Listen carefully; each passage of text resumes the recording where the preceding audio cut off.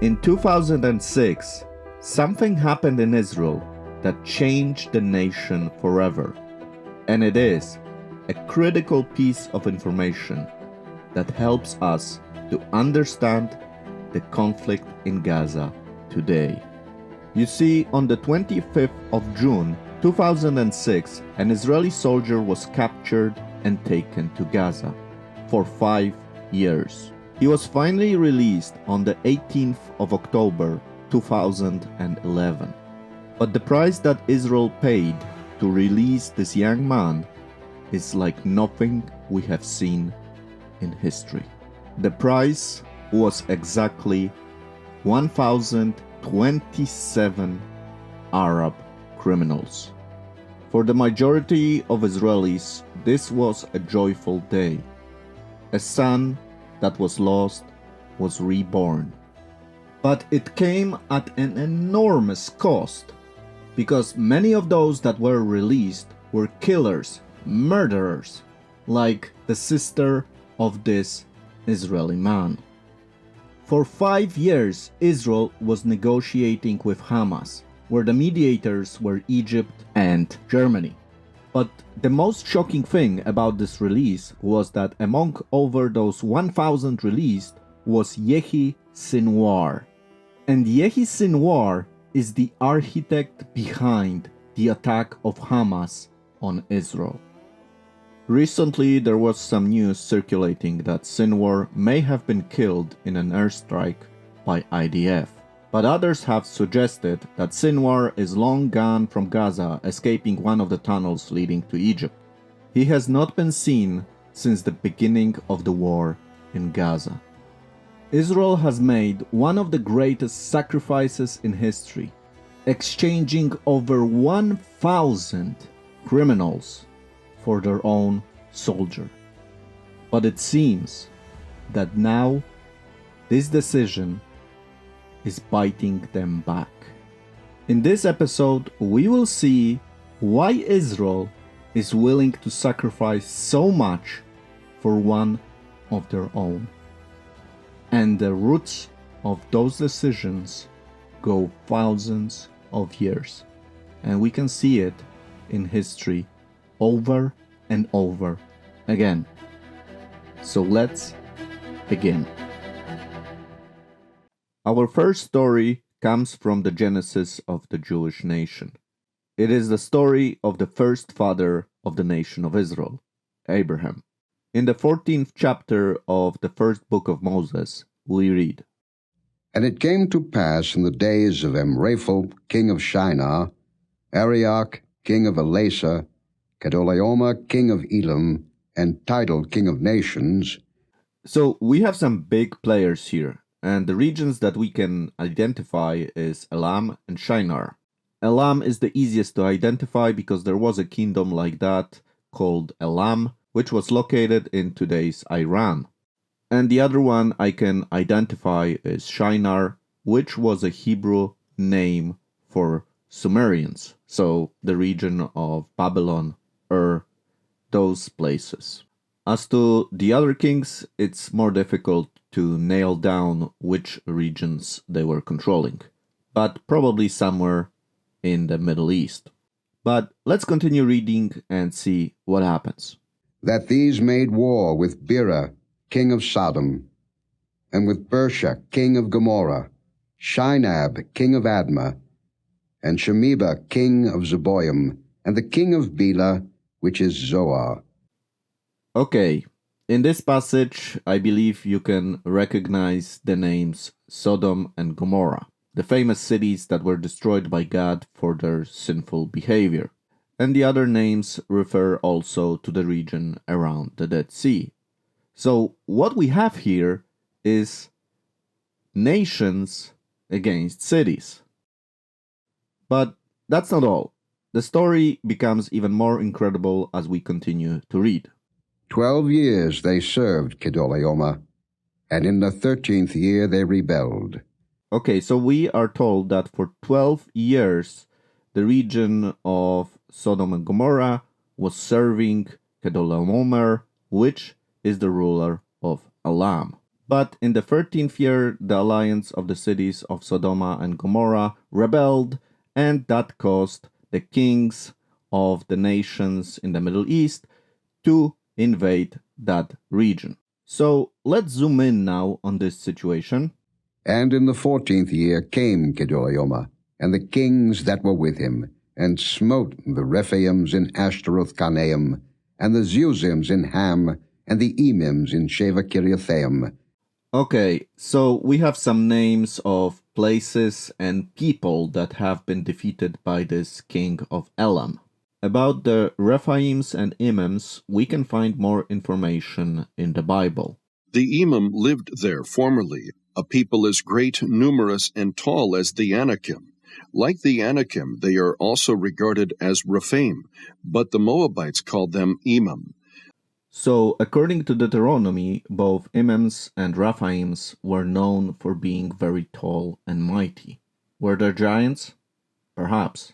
If they were, we're looking here at an epic battle between giants and powerful army of the Middle East. Anyway, let's continue the story.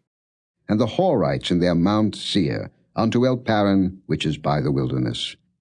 And they returned and came to En-Mishpat, which is Kadesh, and smote all the country of the Amalekites, and also the Amorites that dwelt in Hazazon Tamar.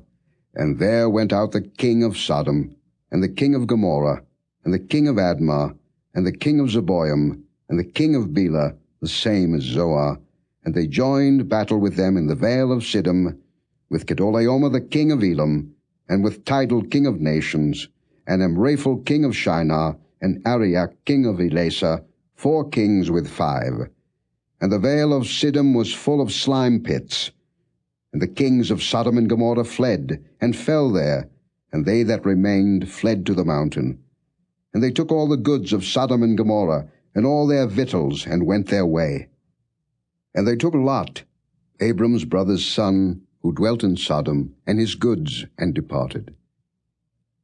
And there came one that had escaped, and told Abram the Hebrew, for he dwelt in the plain of Mamre the Amorite, brother of Eshcol, and brother of Anah, and these were confederate with Abram. So, a war that would otherwise not interest Abraham now becomes his interest because the member of his family is taken hostage, Lot. So, Abraham, with his 318 men, an early form of special forces, chases the Confederation of the Middle East till Tel Dan and further to the territories of Damascus. The key to Abraham's success is the information we are given in verse 15. Abraham attacks the enemies with a small unit, very mobile. At night, he hits them and runs. Hits them and runs. This enables him to dismantle the big army, create chaos, and use the fact that they are very tired after 2 battles. What is also interesting in the story is that we read that Abraham pursued the armies until he reached Dan. Now, today you can visit Tel Dan and see the archaeological park. This site is extremely important because it has remains from the Iron Age and the Bronze Age. And the Bronze Age remains are quite remarkable because you can see a gate that some believe was there when Abraham was saving Lot. Now, if you pay attention, you will also notice something. The tribe of Dan did not exist at that time. And if we read the Bible, the tribe of Dan conquers those territories thousands of years later in the book of Judges. So the explanation is that this story was so well known in later periods of Israel's history that the story of Abraham was redacted and a name that would be more familiar was added. Anyway, continuing the story, Abraham's rescue mission was successful and he was able to rescue Lot and regain all the things that were stolen. And on his way back, Abraham visits Salem, which today is known as Jerusalem. If you want to learn more about this story, I have a special episode where I speak about Melchizedek, the temple, and Abraham. I will leave a link in the description so you can check it out. So I hope you enjoyed this episode where we explore very ancient stories and really get to the details of many of those biblical stories, where I create custom maps and everything. I want to thank all the people that are supporting me, the channel. It is thanks to you that I'm doing this, and I am able to bring you all this, I hope, helpful information. If somebody would like to support me, this would be greatly appreciated. The best way to do it is through Patreon or PayPal. I will leave links to those sites in the description of this video. So now, let's continue. So in Genesis 14:16, we read, And he brought back all the goods, and also brought again his brother Lot and his goods, and the women also, and the people. Okay, so remember this. First of all, Abraham saved Lot, all his wealth, the women that were with him, and the people that served him. So that was one thing that he recovered. And then later in the chapter, the king of Sodom appears. You know, the one that lost the battle, that escaped the invading armies. He comes, and this is what happens. And the king of Sodom said unto Abram, Give me the persons, and take the goods to thyself. And Abram said to the king of Sodom, I have lifted up mine hand unto the Lord, the Most High God, the possessor of heaven and earth, that I will not take from a thread even to a shoe latchet, and that I will not take anything that is thine, lest thou shouldest say, I have made Abram rich. This is an incredible passage that teaches us that Abraham understood that he is not responsible for the victory. It is God. It is also an exposure of his character. He understood he could die, he could lose everything going against those powerful kings. And despite this difficult mission, dangerous mission, some would say suicidal mission, he knew he had to act because it was one of his own. And it was very important for him to save Lot's life. This example that Abraham gave in the ancient times penetrated the Jewish identity. Today, Israel also has to go into enemy territories to save their own. Jewish army, like no other army in the world, risks everything to save just one person, one of their own. Some of the missions are qualified as so dangerous that it's not worth it. And yet, they still do it because they understand the value of a single life. But this unique quality that Abraham showed will be visible in other Jewish stories from the Bible and also from history, where the Jewish people paid enormous sums, enormous sacrifice to save just one person. Abraham and Lot were not part of this conflict between the kings of Sodom and Gomorrah and the kings of the Mesopotamia. And later on, as we read, Abraham refuses to keep all the wealth that he received after this wonderful victory. He did not participate in this conflict for wealth. He did not do it to get rich. On the contrary, it was looking like he's gonna lose everything if he is gonna go after those kings that were much more powerful than him. Anyway, let's go to our second story for today. This is about 1,000 years after the events that happened with Abraham. So this is, of course, a story about David, and this is the time even before David was officially king of Israel.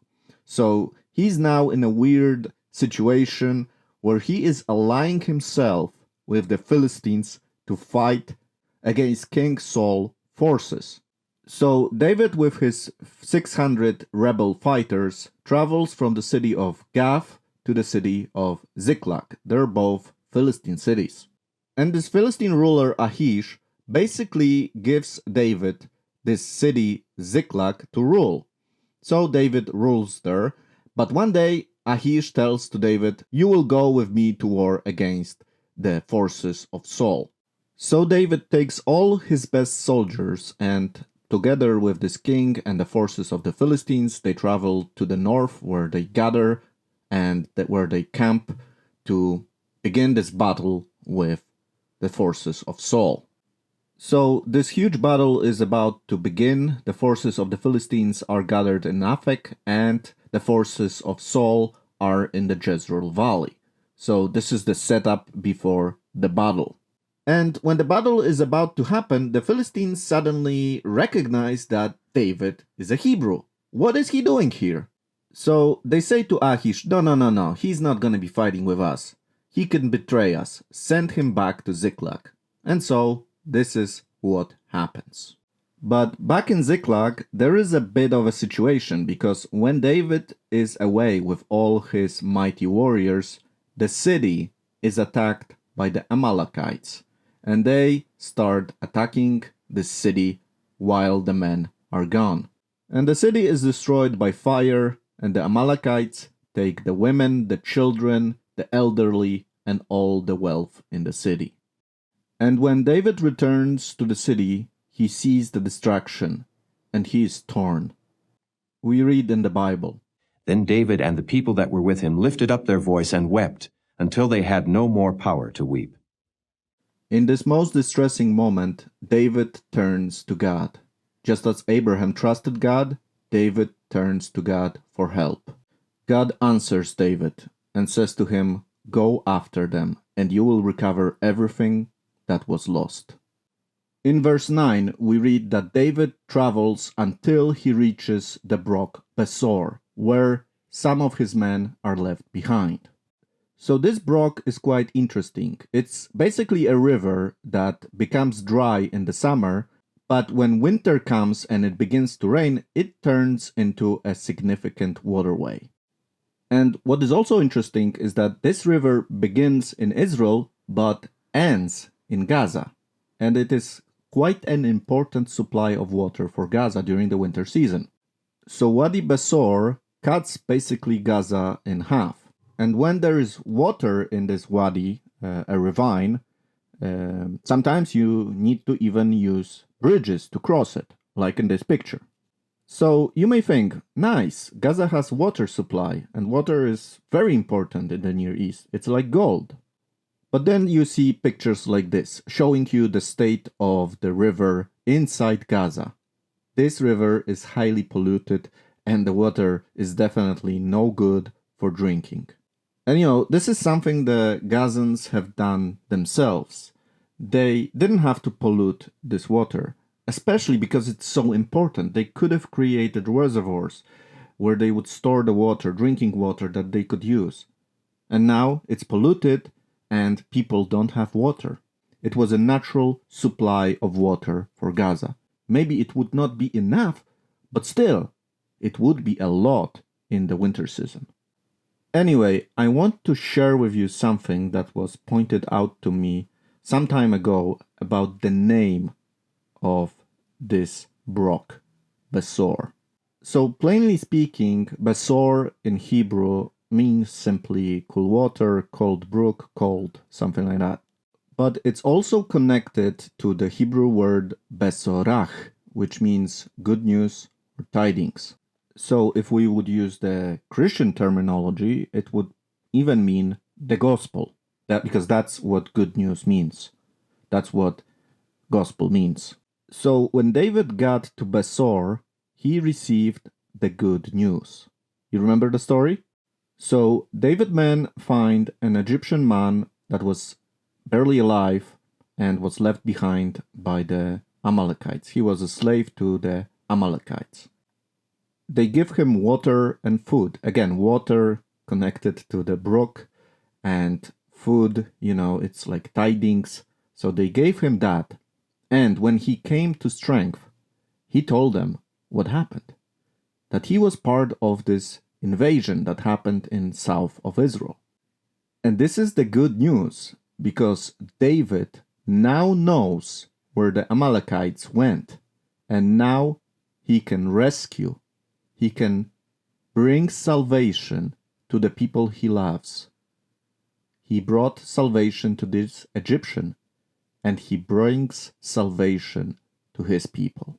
The Besor River could also be the salvation for the people of Gaza, but it is not, because they have wasted the chance. It's a lesson for us. We can receive something with gratitude, give thanks for it, or we can destroy it. Unfortunately, the people of Gaza destroyed the salvation they were given. So I hope you enjoyed this teaching. We still have to finish the story and we have one more to go. But please, if you can just give a like to this video if you like it and subscribe to the channel, hit that bell button. That will help me a lot. Thank you so much.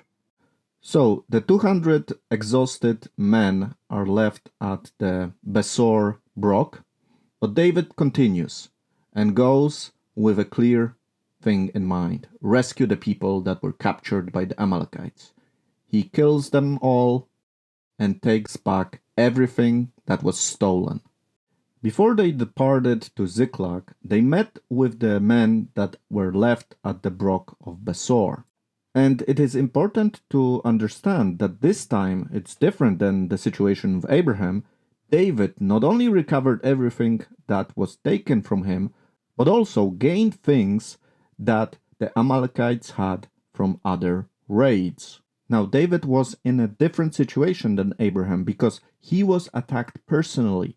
This war was his war, so he was entitled to take those spoils. Whereas in the situation with Abraham, Abraham was not part of this war. He just wanted to save Lot, who was a random victim of this conflict. But there is also a strong connection between those two situations, and it is shown when we talk about the people that are left behind at the Brook of Besor. So when David returns with his 400 men that accompanied him to defeat the Amalekites, some of the men are not happy to share the spoils with those that stayed at the Brook of Besor. And they say to David, "Let them take their loved ones, but we should not share with them the spoils because they stayed here. They didn't have to do anything. We did all the hard work." But David is not impressed because he understands what happened. He understands that the victory was given to them by God. It is God who provided the victory. So David, just as Abraham, says to them, "If not for God, we would have nothing. We would have not received back our loved ones. This is all God's doing, and therefore we shall share with everyone." For our last story, we traveled to Egypt's capital, Cairo, one of the oldest parts of the city, and here we find the Ben Ezra synagogue. So after two unsuccessful Jewish revolts against the Roman Empire, the Jewish communities were forced to leave the Promised Land. Even before the Great Exile by the Roman Empire, a great community of Jewish people already existed on the territories we know today as Egypt. The Ben Ezra synagogue in Cairo is a testimony of that vibrant Jewish community that influenced Jewish people around the world. But the situation of the Jewish people after the great exile of the Roman Empire changed significantly. And from that moment, the Jewish community had to operate in a different way. No longer they had a country, no longer they had an army, but they had the same values. They just had to use a different strategy. So to understand our third story, we have to travel to the 12th century. And this is when Jerusalem and the majority of the Promised Land was controlled by the Crusader kingdom, the Kingdom of Jerusalem. And the Crusaders were quite brutal to everyone who was not considered by them Christian, including the Jewish people. Of course, they were in a tough neighborhood because the majority of the nations that surrounded the Kingdom of Jerusalem were Muslim. And one of the neighbors of the Kingdom of Jerusalem was the Fatimid Caliphate, that at that time was in its decline. The Crusaders took advantage of this and started raids on the Fatimid Caliphate. During the siege of the city of Bilbais in the Nile Delta, some of the Jews were taken captive by the Crusaders. Now, as we mentioned, during that time, the Jewish people didn't have a country, didn't have an army, so they had to act in a different way to get the hostages. So what the Jewish communities did, they gathered the money and they paid the ransom. Very often the more rich communities provided money for the poorer communities so that their people could be bought out of this terrible situation. Anyway, this is why we traveled to the Ben Ezra synagogue in Cairo, because in this synagogue they have found over 400,000 manuscripts, fragments of manuscripts dating from the 6th to the 19th century, a huge collection. The story of the discovery of those documents is quite exciting, but I will not discuss it in this episode because it would take too long.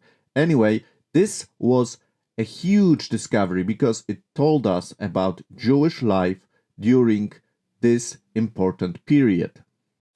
Anyway, it wasn't just a collection of manuscripts from Cairo, but it was a collection of documents from all over the world. It was letters, correspondence. It was amazing because we could learn about so many things about the Jewish life in this period. And it wasn't just manuscripts from Cairo, it was documents from all over the world because it was a correspondence between different Jewish communities that help us to understand the different aspects of Jewish life during this crucial time. And of course, there were many letters testifying to us about the activity of Jewish communities in buying back Jewish people that were taken captive as hostages. Among many treasures found, there were also letters from Maimonides himself telling the Cairo community that it is worthy to buy back the Jewish people that were captured in Bilbais when the Crusader kingdom attacked the Fatimids. The ransom was paid and the captured Jewish people returned home. And you know, the money that was paid was not small. There's a famous example in the Talmud where a rabbi pays 13,000 gold denaries for his daughter. Of course, this doesn't tell you anything, so let me tell you that 13,000 gold denaries today would be almost $3.5 million. The 4,000 years Jewish history is full of such stories of paying an extremely high price to redeem a Jewish life. It is part of Jewish genotype, part of Jewish soul to save a Jewish life, no matter the cost. Saving one life is saving the whole world, because this one person sees the world through his eyes, and for him, it's everything. And when that is lost, the whole world is gone. Maimonides said that there is no greater work you can do than redeeming a captive. Because a captive is like a person who is thirsty or naked. The Jewish law expands on this thought, saying that if you have a choice of helping your brethren who is poor, but you find out that there is a gathering of money to redeem somebody who is captured, you should choose to redeem that person first. It's a greater mitzvah to save somebody who is captured than even helping somebody you know very close. It is even said that if you don't have enough money to redeem somebody, you are allowed to sell a Torah, the highest value book for a Jewish person. In a ketubah, a Jewish marriage contract, a groom is obligated to buy back his wife if she is taken captive. It's so important that you even have reference of it in the marriage contract. So I hope this summary gives you a perspective on the hostage situation in Gaza and why Israel is willing to pay so high prices to get the hostages safe and alive from the captives. It's deeply rooted in the Jewish history. Thank you so much for your attention. I hope you enjoyed this episode. Let me know what you think. Maybe you know some other great examples. Let me know. Make sure to check out my social media. Big thanks to my brother who is running that. If you want to be up to date, make sure to sign up to one of the social medias. Thank you so much for your attention. Have a great day. Shalom.